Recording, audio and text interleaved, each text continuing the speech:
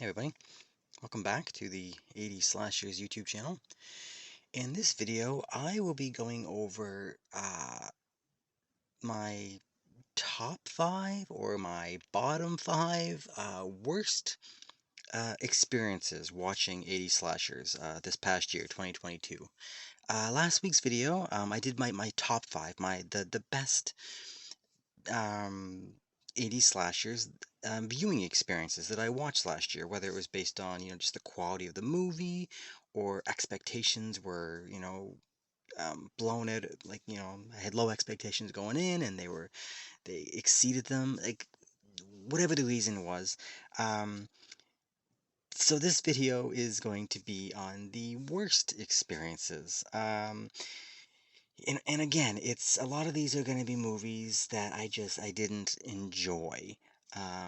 Some of them, the rankings are, maybe based on, some of these I had high hopes for going in. Others of these are based on kind of the physical media format, some of the like just the actual watching experience. So, yeah, it's never fun to talk about the bad in these movies because I want to like all these movies. These are not them. These are just some of the movies I've watched this year and watched and reviewed on the channel. I think I did about 17 films this year I watched and reviewed over the course of the year. So these are some of the ones. Some of these, some of these are. This was on my. These two were on my top 5. These were great. I had a good time with these. You know, I, they all range in different areas. So all right, let's just get on to it. So I'm gonna start off. Like I said, I got 5 movies here, so I'll start with number 5, which is my least offensive of these 5, and number 1 is the one that my worst experience. All right, so let's get into it right now and take a look at number 5.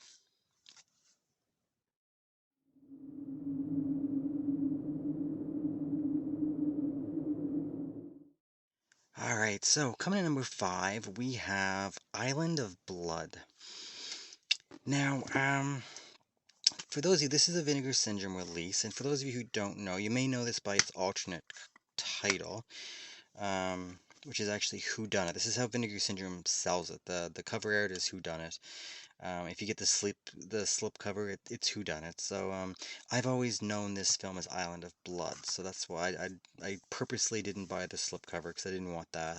I don't like that. So anyway, that's besides the point. Yeah, Island of Blood. Obviously I had never seen this before. This was the first time watch this year, and I didn't really have any expectations, to be honest. I was just I don't know. I was just I kind of went into it with an open mind, and it just this wasn't great. This isn't an offensive, like an offensively bad 80s slasher. It's not. It's fine, I guess. It was just kind of boring. It was kind of silly. It just was kind of, I don't know. It's just not memorable. I'm thinking about it now, and I didn't review this that long ago, and I can't remember a lot about it already. It's just one of these films that's just kind of slow, dry, boring, and just nothing memorable. There's a few moments I can think of, but it's I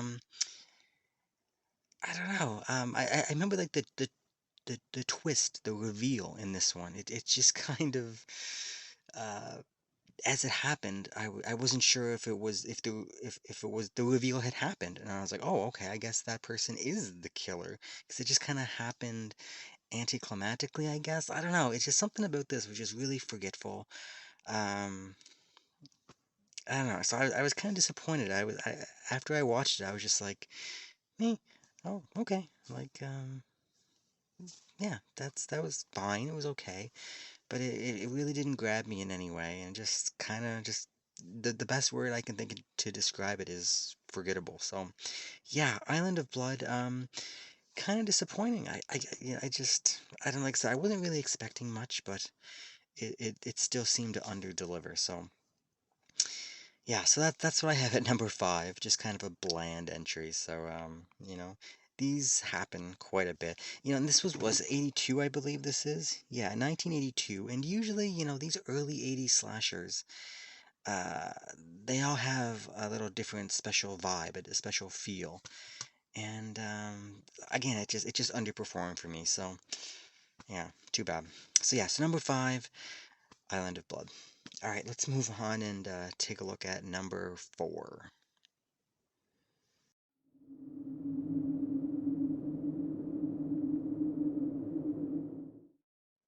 Okay, so coming at number four, we have Death Screams.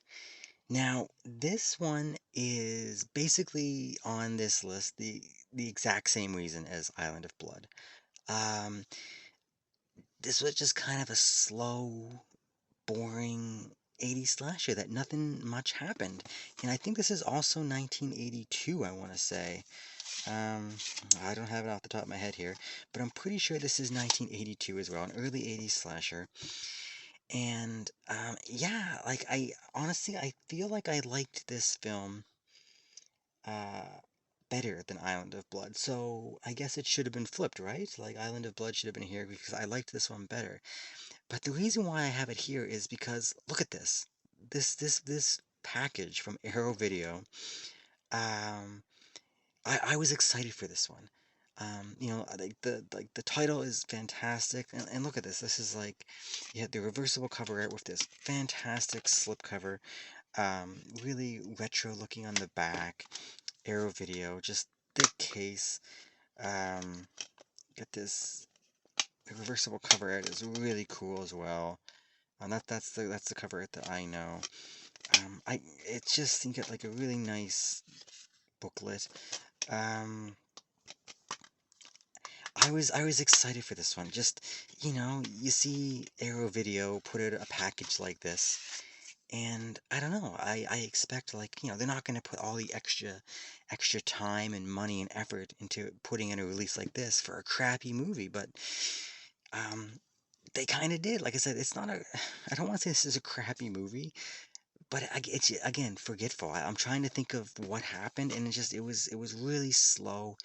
Yeah, there was like the setting was pretty cool because there was like a carnival scene which was really cool. Like they'd spent a lot of time at like an exhibition, a fair, a carnival, graveyard scene. There was a couple um different settings within the film that were really cool. Like I said, I liked this film better than Island of Blood. I just the disappointment level was higher just because I was expecting more to this one for whatever reason. Like I guess it was the packaging. I don't know. But yeah, I was expecting more. Like the cover, it's just so cool, and yeah, like it just didn't really deliver. Like the kills were okay. They were kind of quick edited, choppy, and they were all at the end, if I recall. There was really slow pace. Not a lot was going on, and at the end, like the last like 5 or 10 minutes, all the kills happened, and the payoff wasn't really there because they were so quick. Yeah, it just the way this 80s film, 80s slasher was structured, it just didn't do it for me. And like I said, not a terrible film, just not one that's gonna be way up high in my rankings. So yeah, coming at number four, Death Screams. Just a case of disappointing expectations. So all right, let's move on and take a look at number three.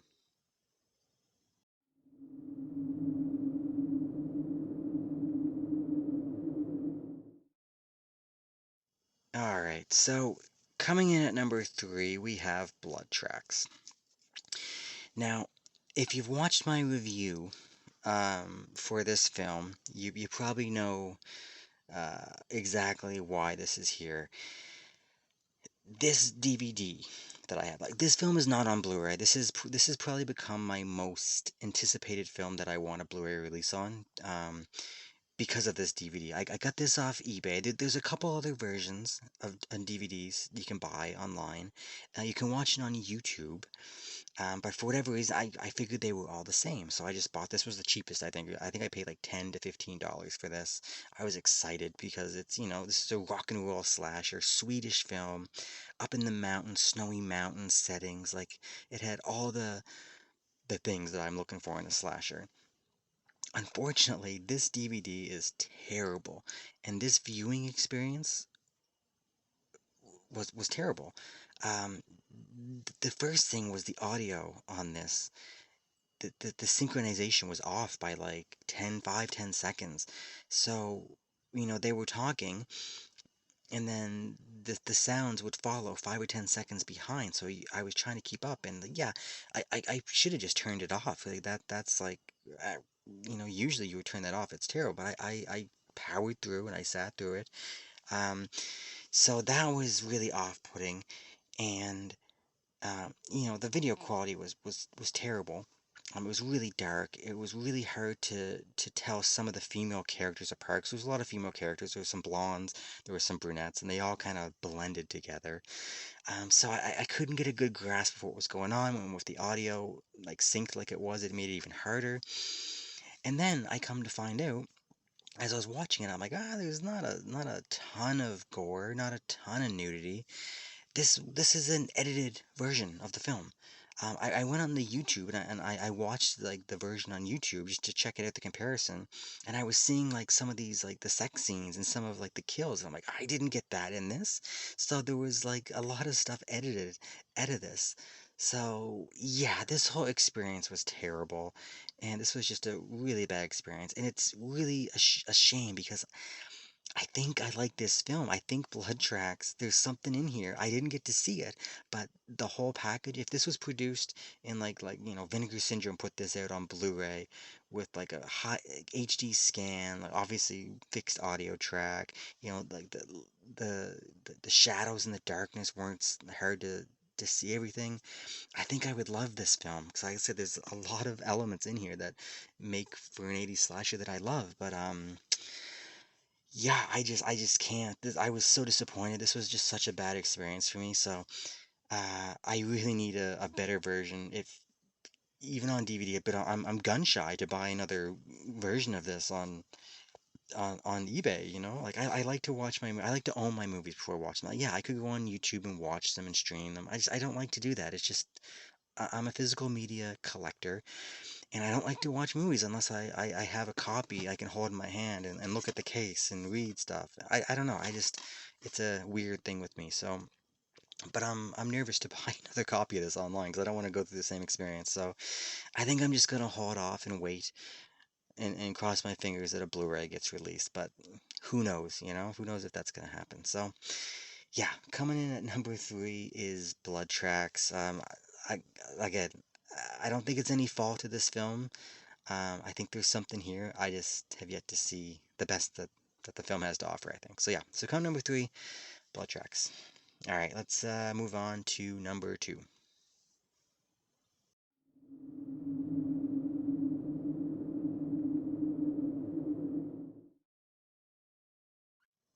All right, so coming at number two, we have Unhinged. Um, yeah, so this film is number two for the sole reason that at one time, earlier this year, and probably last year, so all of 2021 and a good part of 2022, this was my most wanted to see 80s slasher. I have wanted to see this film for a really long time. And early on in this channel, there was people making comments. I was making lists and stuff of 80s slashers, and a few people would leave comments and they talk about like, man, you have to check out Unhinged. It's my top five. It's in my top five 80s slashers. And I went and read reviews online, and people, same thing. People love this film.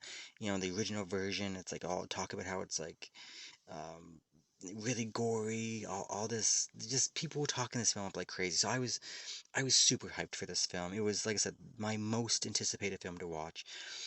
There is a Blu-ray, but it's really hard to get your hands on. It was at a print, and I came across this on eBay for again $10-15, and I was like, you know what, I'm gonna watch this. So I bought it, and the DVD is fine. It looks good. It looks and sounds good. Unlike Blood Tracks, this DVD is fine. The problem is I didn't like the film at all, really. I was really disappointed in this film. Uh, yeah, oh man, I was so disappointed. This film, it's all talking. It's all talking. The whole film, it's so boring. I was incredibly bored. Does it say how long this is? 80 minutes. it felt like 2 hours to me. It was so, oh man, like every scene was a couple people talking, and then it would cut. The next scene was the same people in like a dining room with an old lady talking. Cut. Go to the bedroom. Two girls in the room talking, talking, talking. Cut. They were in the living room. Someone's playing the piano and they're talking, laying on the floor, talking, talking. Cut. Back to the kitchen. It just went on and on and on. And I was like, man, like, where's the kill? Like, there was a little bit of nudity. They threw in like a couple shower scenes. So yeah, great, thanks for that. But then after the shower scene, I had to sit through another 15 minutes of two people talking about nonsense. Um, yeah, oh man, I was so disappointed. Now, I will say the last 10, 15, maybe 20 minutes of this film, when the action picks up, um, the ending of this film is kind of awesome. I'm not gonna lie. The way the film ended, I'm not gonna spoil it, but it's one of those endings that just creeps you out. Like the the hair on your arms kind of stands up. That kind of creepiness. There's like a shift, like a tonal shift in some of the characters, and it's almost like I don't want to spoil it, even though I don't recommend anyone sitting through this. Like you're sitting through like 65 minutes of talking to get to the last 15 minutes of. It's not even 15 minutes. It's like 5 minutes, I think, at the very end. But yeah, the ending is great. The ending is fantastic, and it wouldn't have the same effect. I'll give the movie this: those last 5 minutes wouldn't be as effective if you didn't have the first 65 minutes of boring talking. But once you sit through that, I guess it's a payoff. But man, yeah, I was just disappointed. Like the finale was not enough to save this viewing experience. Especially when, like I said, people were saying this is like their top five, top 10 80 slashers of all time, and I just don't get it. For me, I don't know. I just, this was not for me. I don't think I can sit through this again. Like even though I love these types of endings, um, like what ending? Like I don't want to spoil anything, but think of like Sleepaway Camp, think of Girls' Night Out, um, the original Friday the 13th, like those three films, the way that they ended, there's like how there's kind of like a tonal shift, if you know what I'm talking about.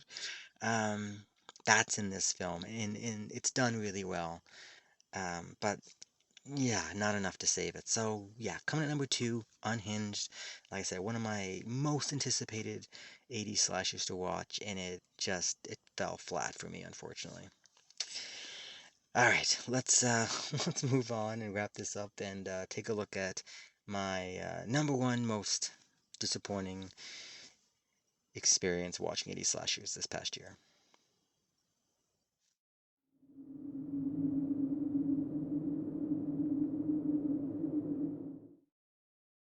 Okay, coming in at number one, we have Boarding House. Um, so why is this number one on my worst experiences this year? This film's terrible. This is a piece of crap. Boy, did I not like this. Um, and it's too bad because again, I was excited. It's weird because going into this, I knew, I knew the reputation of this film. I knew exactly what it was. People said this is one of the worst films. Like IMDb score is like 2 or whatever. And people are just like, man, this is so bad. It's a weird film. It's like shot on video. It's just a weird look. It's just a bad film. But I sometimes like those films, the Nail Gun Massacre. I love Splatter University, Don't Go in the Woods. I like those films. So there's a lot I still haven't seen, and this was one of them. So I was like, yeah, and great this is a great Blu-ray release. It's from like Agfen Bleeding Skulls, like a Vinegar Syndrome partner label.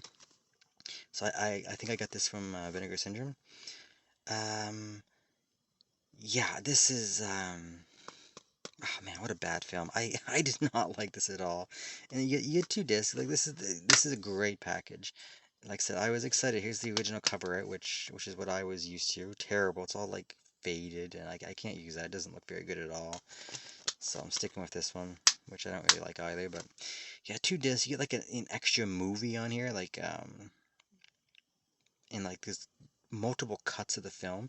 This was weird because it was shot on video and then transferred to film so they could play it in the theater. So you get like the shot on video cut, you get the theatrical cut. That was I watched the shot on video converted to film version, and it didn't look good. I think I should have watched the original shot on video. I watched some parts of it, and it looks cheaper and cheesier, but I think it's a more natural looking for the type of film. So it didn't matter. The film's terrible. I don't even know how to describe this film if you haven't seen it. It's just a mismatch of scenes.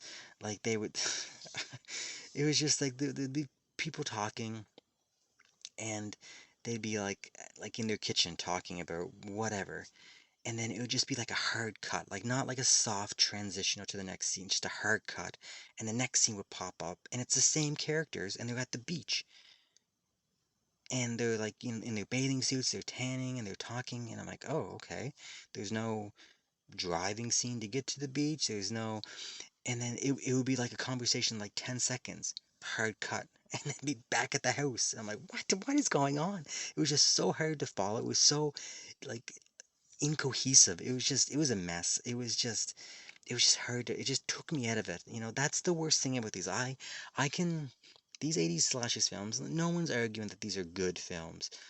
Um, and, I have high tolerance for these bad films, for like suspending my, disbelief and accepting, oh, characters wouldn't do this. I, I don't mind that stuff. But when there's elements in just the way the film was made, whether it's like some of the dialogue or the plot, when it's so blatantly done incorrectly that it just takes you right out of the experience, that's what ruins a film for me. Because as long as you keep me interested and just nothing's jarring, like eh, you know what I mean, like nothing just jars you out of the viewing experience, I'm fine. I can accept a lot. But this film just constantly did it. Just I can't even explain it. It wasn't a good experience. It was not a good film. There was lots of nudity in this film, which is fun. The kills and the gore were okay. Like it had some of the elements, but it was bizarre. It was a weird film to begin with. The kind of like a supernatural kind of weird thing, which I'm not a big fan of. So there's that. But then it's just the way it was edited and the writing and the acting, and it's just something about it just was bad. I have I did my top 80 slashers of the 80s, where that series of videos, and I ranked from 80 down to number one. And I have like, I don't know, that list has a total of 100. It's over 100 now, 110, 120 80 slashers that I've seen, and I ranked them all. This is the bottom. This is my least favorite 80 slasher I've ever seen. I don't know what it is. And it beat out some really bad films. Like I hate oh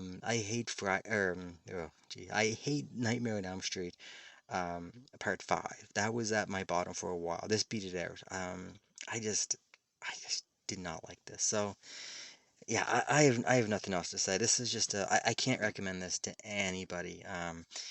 If you're like me and you like these so bad they're good, terrible types of slashers, check it out. I guess that's why I did. I usually like them. Maybe you'll like it. It was not for me. Really bad. So yeah, that's it. That was my my worst five viewing experiences of 80 slashers in 2022. So hopefully that was fun. Hopefully that's a warning for some of you, because some of these titles are expensive. Death Screams, Island of Blood, and Boarding House. They're not cheap. Up here in Canada where I'm at, these cost me $30-$40 a piece. To get them shipped up here, and I feel like I didn't get my money. So just buyer beware. If you want to check them out, maybe find another way if they're on YouTube or DVD or whatever you can do. But yeah, hopefully this is some sort of a guide to help you navigate through some of these. But yeah, that's it for now. So yeah, so everyone, thanks for watching, and until next time. All right, see ya.